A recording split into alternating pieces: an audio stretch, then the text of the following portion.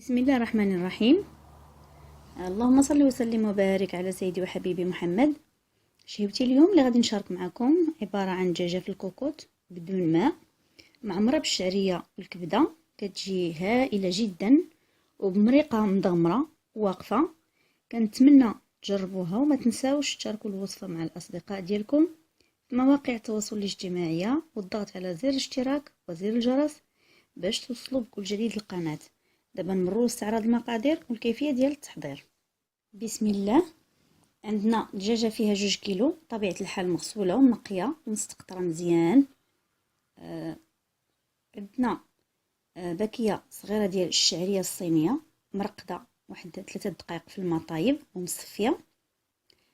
عندنا واحد نص كاس ديال زيت الزيتون، وجوج حبات ديال البصل مقطعه رقيقه. هنا معلقه صغيره ديال السمن. عندنا الملون الكركم، وعندنا الملح، عندنا الزنجبيل، وعندنا الفلفل الاسود ابزار. عندنا 4 الريوس ديال الثومه، ونص حامضه مصيره القشره ديالها بوحدها، وعندنا نص ربطه ديال القزبور ومعنوس مخلط. عندنا ضويمه ديال الزعفران الحر وشويه ديال الملون اصطناعي اصفر. عندنا شويه ديال بسيبيسه، وهنا عندنا 2 وريقات ديال الموسى الرند، وشويه ديال القعقله الهيل، 2 حبات تقريبا مطحونين. هنا عندنا اعواد الاسنان باش نجمعوا الدجاجه. هنا الكبده ديال الدجاجه مقطعه ومغليه طيبه مسلوقه في الماء مع ورقه الرند وشويه ديال الملحه ومصفيه. ندوزو للطريقه. كناخذوا الربطه، نص ربطه ديال الربيع كنضيفوا عليها 4 ديال الريوس ديال الثوم، ونصف قشره ديال مصيره غنضيفوا عليها قعقله.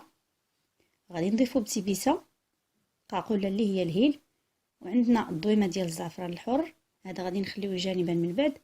غادي نضيف واحد معلقه صغيره مع امراش ديال الكركم، الملحه على حساب الذوق، تقريبا واحد نص معلقه مع امراش، نص معلقه صغيره ديال الزنجبيل، وراس معلقه ديال الفلفل الاسود الابزار.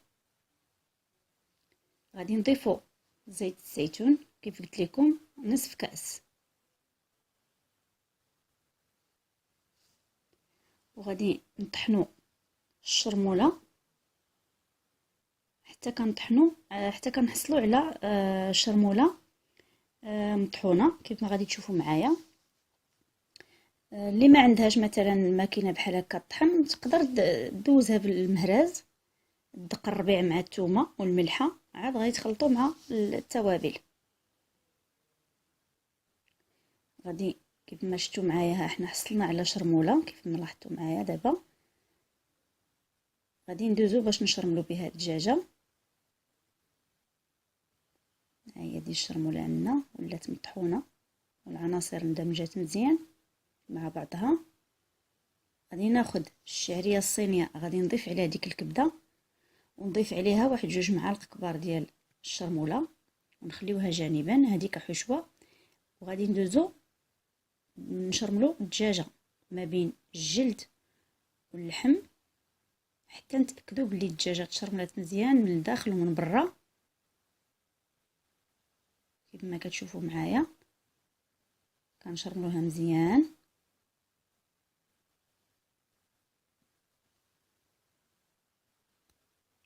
غادي نستمروا في دهن الدجاجه ديالنا بالشرموله كلها حتى نتاكدوا باللي دهناها كلها بالشرموله. غادي نخليو الباقي ديال الشرموله على جنب، غادي نحتاجوه. غادي ندوز باش نخلط الشعريه الصينيه مع الكبده. نقصت انا منها شويه حيت بانت ليا كثيره شويه، نقص منها ديك شويه كيف ما شفتوا معايا. خلطت مع هذيك الكبده وديك الشرموله. انا كنعمر دابا بها الدجاجه كيف ما كتشوفوا معايا. غادي نعمرها كلها بالشرموله عفوا العماره الحشوه. وغادي نجيبو دابا الاعواد ديال الاسنان اللي كيردون، وهما باش غادي نلاقيو الجلده ديال الدجاجه باش نتاكدوا باللي الحشوه ما غاديش تخرج لينا، وحتى الا خرجت راه غادي تبقى في الكسكاس، وغادي نزينوا بها الدجاجه من بعد في الاخير.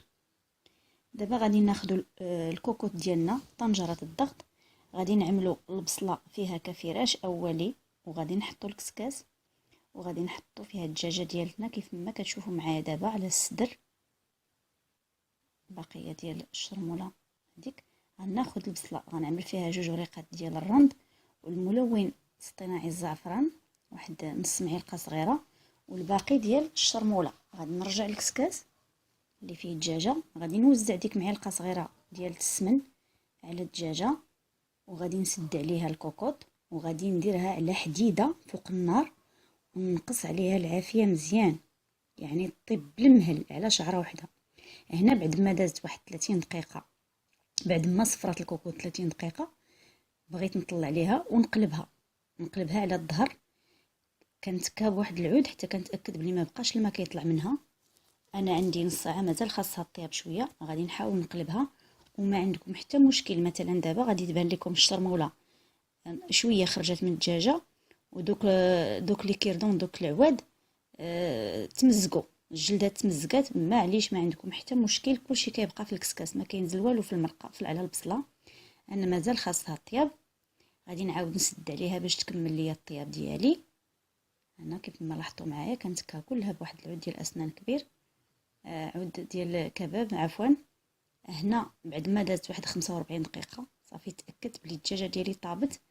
غادي نهزها، غادي نخليها في واحد الطبسيل جانبا.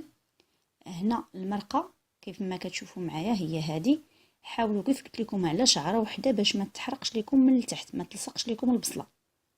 غادي نخلي البصله ديالي تدغمر بوحدها، غادي نرمي فيها الزيتون وغادي نخليها تدغمر، وانا كنحرك فيها بمعلقه العود حتى كتوقف البصله تماما، حتى كتدغمر.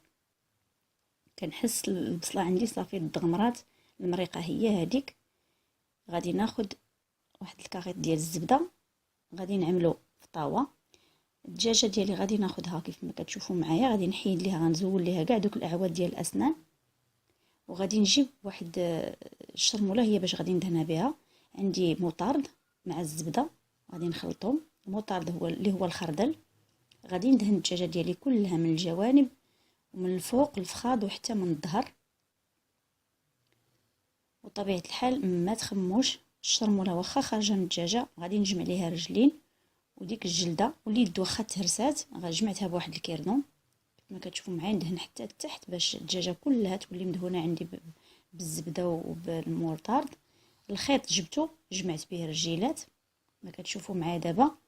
ها هي هادي الدجاجه ولات عندي مجموعه، غادي ندخلها للفران حتى تحمر مزيان. اللي عندها فران ديال الضو فيه فرفاره راه مزيانه، كتوزع الحراره على الدجاجه كلها، ما تحتاج تقلبها، يعني الحراره كتوزع على الدجاجه كامله، كتجي كلها محمره. هانتوما كتشوفوا عندي المريقه ديالي دغمرات وقفات، اصبحت عندي جاهزه. ما بقى ليا دابا غير نقدم الدجاجه ديالي. ما كتشوفوا ها هي عاقده ولذيذه بزاف. هنا ها المريقه ملي طفيت عليها بردات شويه كتطلق لديك الزويته من الفوق. دابا غادي نهز الدجاجه ديالي ملي تحمرات، حيد داك الكيردون، غادي نزول الخيط كما كتشوفوا معايا. وسمحوا لي مع سرعت الفيديو لانه عندي طويل، ما بغيتش الناس دابا ولاو كيبغيو الفيديو قصير احسن من الطويل. انا الدجاجه ديالي بعد ما زولت ليها الخيط هزيتها للطبسيل. ديك المريقه ديالي غادي نديرها ليها في الجنيبات. اللي بغى يزين الدجاجه بعويدات سواء فيهم مثلا جبن ولا تزيين اختياري، الجبن ولا الخيار مرقد، ولا المهم تزيين اختياري. انا حبيت نقدمها بهذه الطريقه هذه.